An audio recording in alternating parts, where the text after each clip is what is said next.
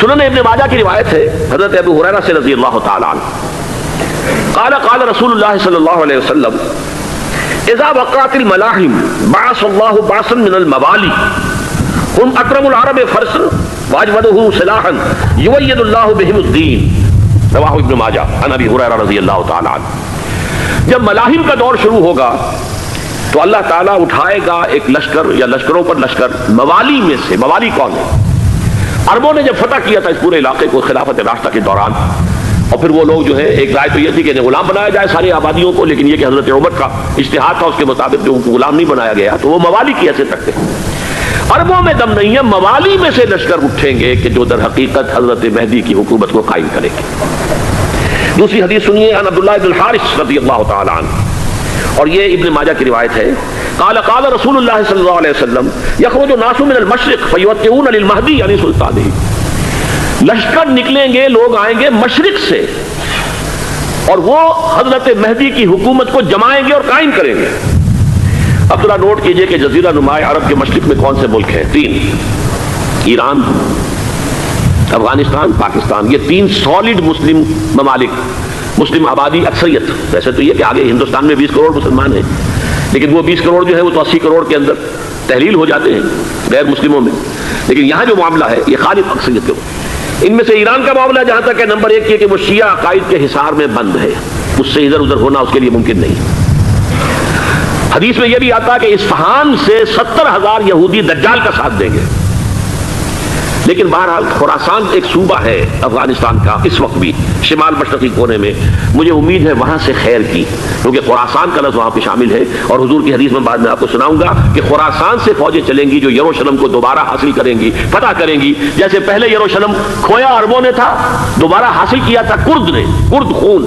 صلاح الدین ایوبی رحمۃ اللہ علیہ، ایسے اب پھر عربوں نے کھویا ہے، لیکن لینے والے خراسان سے لشکر آئیں گے۔ یخرج من خراسان رایات و سود لا یردها شیء حتی تنصب بإیلیا، خراسان کے علاقے سے کالے علم لے کر لشکر چلیں گے جن کے رخ کو کوئی موڑ نہیں سکے گا جب تک کہ وہ جا کر یروشلم میں نصب نہ ہو جائے۔ اس کے بعد نام آتا ہے پاکستان کا۔ یہ ہے میری اور آپ کی داستان، اور یہ ہے سبب جس کی وجہ سے کہ میں آپ سے یہ گفتگو کر رہا ہوں۔ اصل میں تو کس لیے؟ محض ایک علمی استفادہ،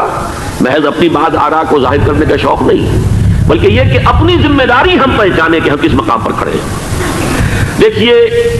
اس پاکستان کے بارے میں یا ہندوستان کے بارے میں علامہ اقبال نے کہا تھا اپنے ترانہ ملی میں،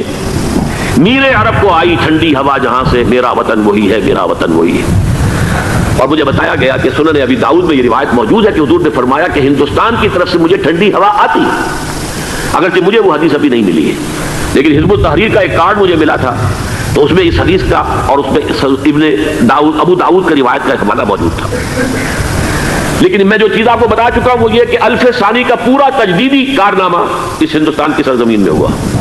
مجدد الف ثانی شیخ احمد سرندی، شاہ ولی اللہ دہلوی، سید احمد بریلوی، وہ تو ہمارے پاکستان میں آ کر جو ہے ان کا خون جذب ہوا ارض پاکستان میں۔ پھر شیخ الہند مولانا محمود حسن، تحریک خلافت چلی تو صرف ہندوستان میں چلی اور کہیں نہیں چلی۔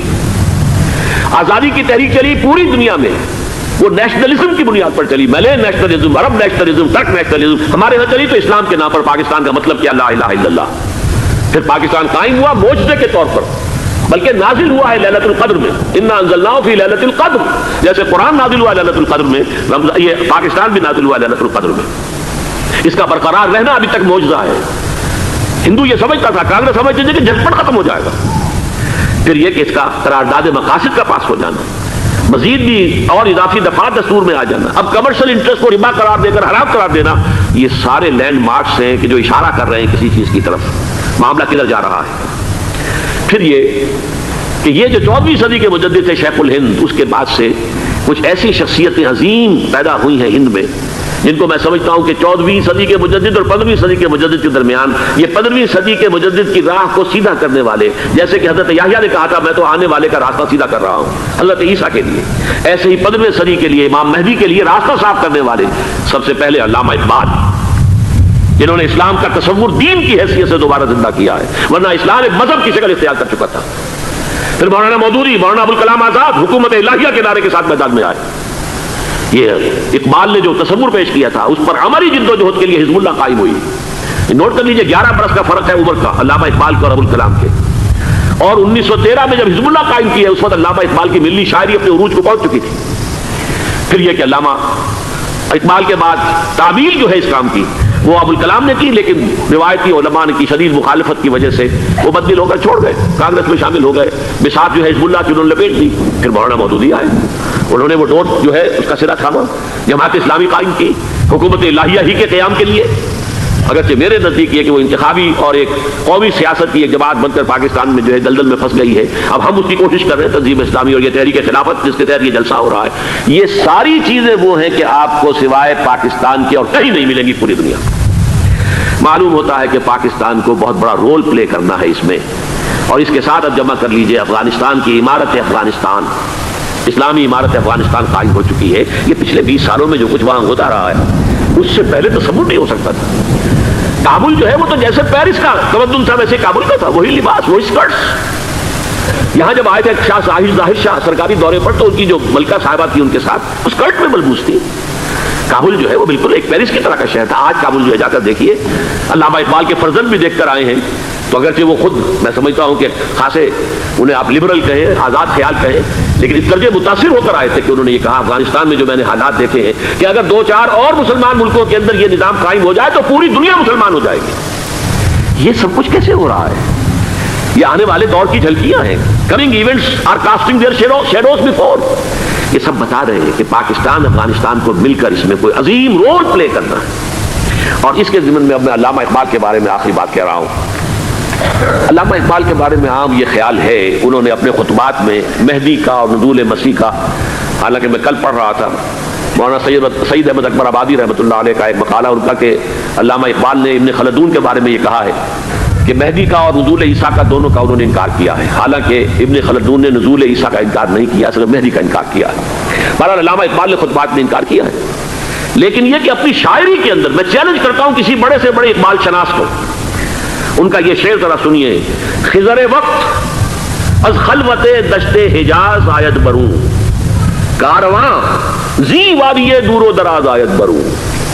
خضر وقت، امام وقت، رہنمائے وقت، قائد وقت، خلوت دشت حجاز، حجاز کی صحرا کی کسی خلوت گزینی سے نکل کر باہر آئیں گے۔ میں حیران ہوتا ہوں علامہ کے اس فکر پر اور اس مصرے پر۔ یہاں انہوں نے شیعہ اور سنی دونوں کے کانسیپٹ جمع کر دیے۔ شیعہ کا کانسیپٹ یہ چھپے ہوئے کسی غار میں وہاں سے برآمد ہوں گے، اور ہمارا کانسیپٹ میں ام سلمہ رضی اللہ تعالیٰ عنہ کی حدیث سنا چکا، چھپے ہوئے ہوں گے وہ وہاں پر، مدینے سے نکل کر آ کر مکے میں چھپ جائیں گے۔ اس خانہ جنگی کی حالت میں لوگ ان کی طرف دیکھ رہے ہوں گے، سوچتے ہوں گے انہیں میدان میں آنا چاہیے، کوئی پارٹ پلے کرنا چاہیے، امت کی رہنمائی کرنی چاہیے، لیکن وہ چھپیں گے، وہ کارے ہوں گے، وہ اس ذمہ داری کو قبول نہیں کرنا چاہیں گے، جا کے چھپ جائیں گے مکے میں، وہاں سے مکے والے انہیں نکالیں گے، اور وہ کارے ہوں گے، انہیں بالکل یہ پسند نہیں ہوگا کہ یہ ذمہ داری اٹھائیں۔ تو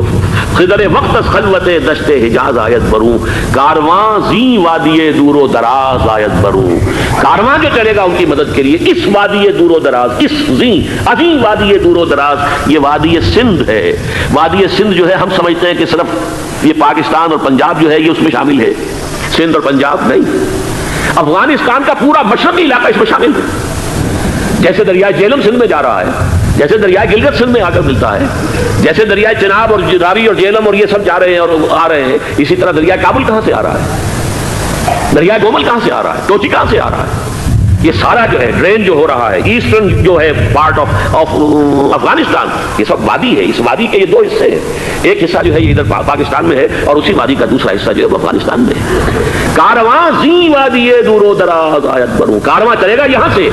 یخرج ناس من المشرق یؤتون للمہدی یعنی سلطان ہی، مشرق سے فوجیں چلیں گی کہ جو مہدی کی حکومت قائم کرے گی، اور یخرج من خراسان رایات و سود، اور خراسان سے سیاہ پرچم چلیں گے کہ جن کا رخ کوئی موڑ نہیں سکے گا، حتیٰ تنصب بإیلیاء، یہاں تک کہ وہ جا کر یروشلم کے اندر دفن ہو جائیں گے۔